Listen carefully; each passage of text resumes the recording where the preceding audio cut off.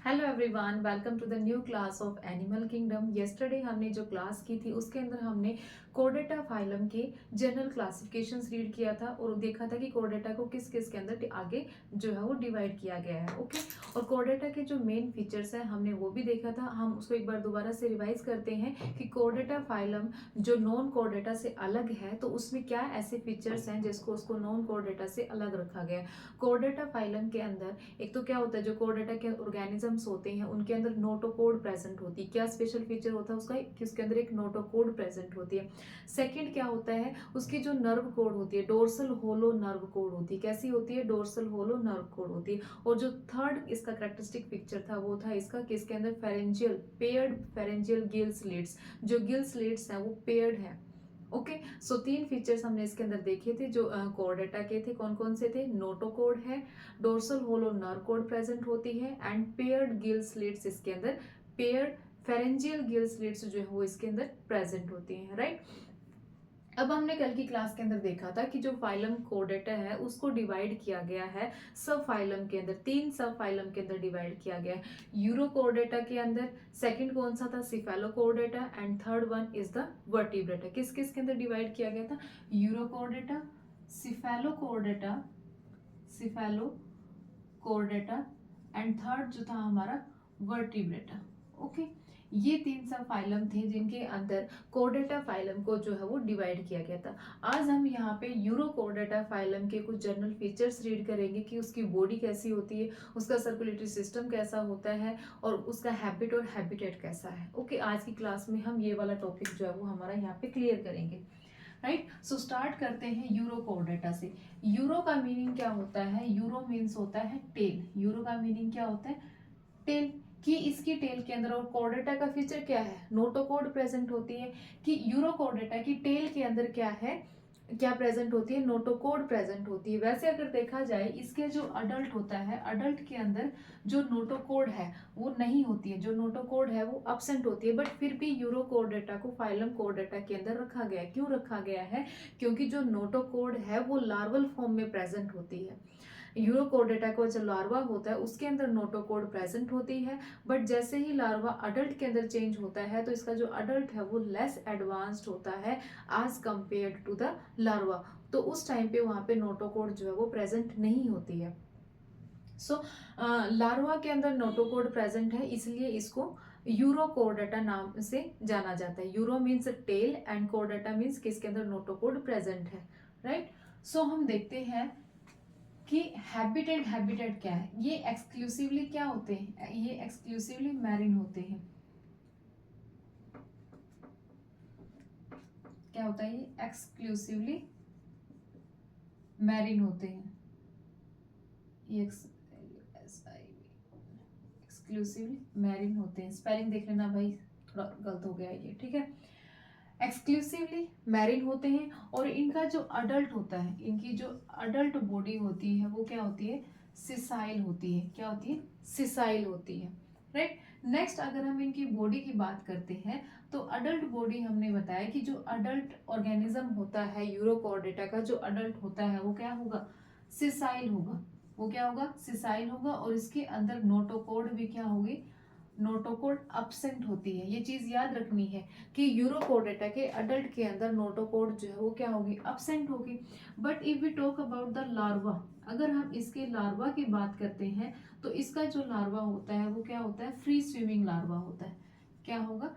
Free swimming larva होगा। Free swimming larva क्यों होगा? क्योंकि इसके अंदर क्या प्रेजेंट होती है? टेल प्रेजेंट होती है। टेल प्रेजेंट होती है, दैट्स वाई ये क्या है? फ्री स्विमिंग है। और टेल के अंदर क्या प्रेजेंट होता है? नोटोकोड प्रेजेंट होता है जो लार्वा फॉर्म तक ही रहता है। जब लार्वा अडल्ट के अंदर चेंज होता है तो नोटोकोड क्या हो जाता है? गायब हो जाता है।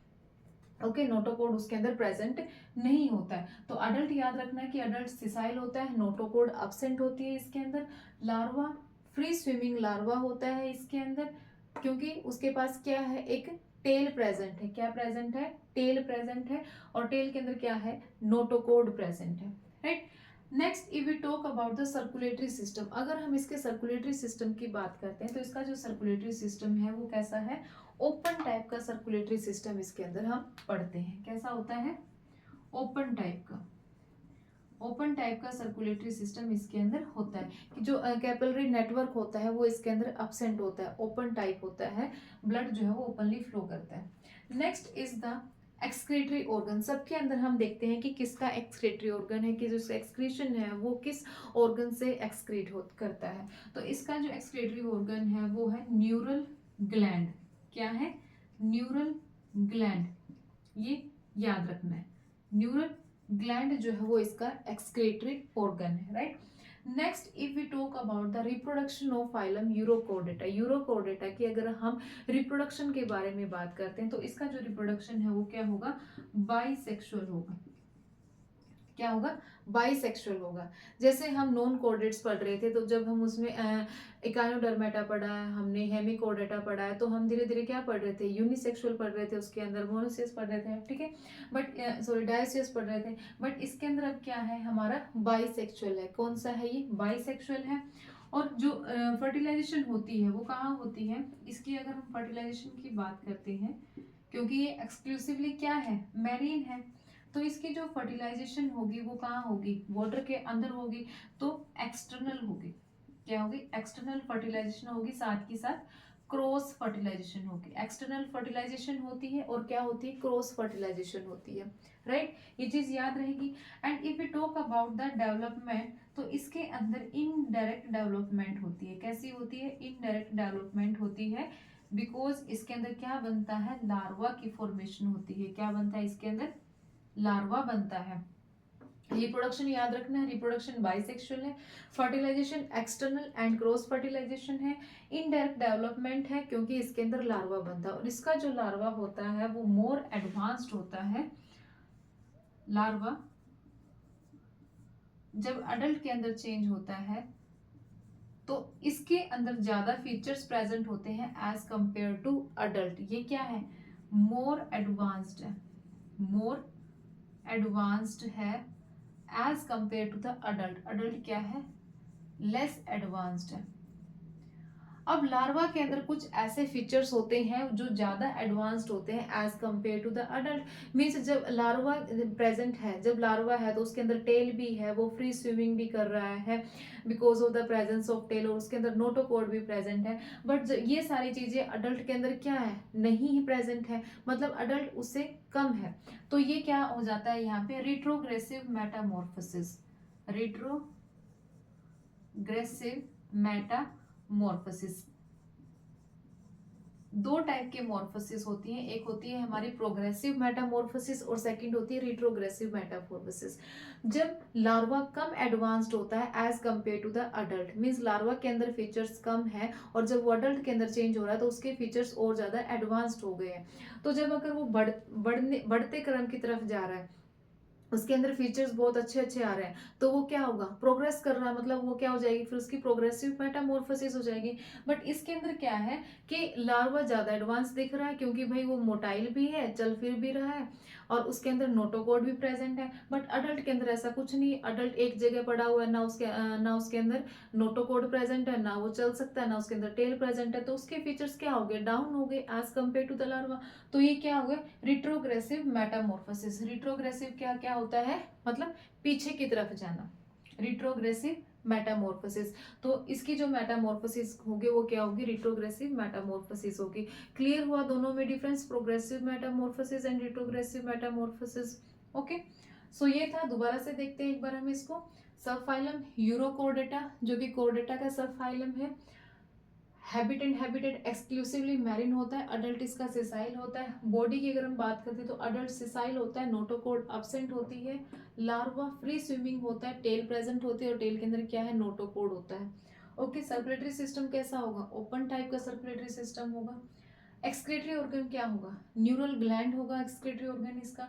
रिप्रोडक्शन, इसके जो सेक्सेस होते हैं ये बाइसेक्सुअल होता है। Fertilisation external and cross fertilisation हमें देखने को मिलेगी और इनडायरेक्ट डेवलपमेंट इसके अंदर होती है।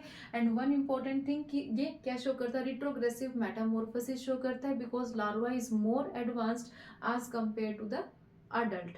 डन। तो अब हम बात करते हैं इसके एग्जाम्पल्स की। अगर हम इसके एग्जाम्पल्स की बात करते हैं तो एग्जाम्पल्स क्या क्या गिवन है हमारी एनसीईआरटी के अंदर। हाँ,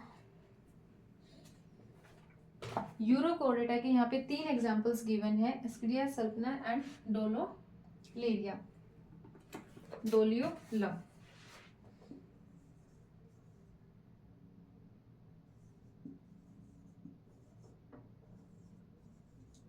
सल्पा एंड डोलियोलम, ये क्या है, इसके एग्जाम्पल्स है,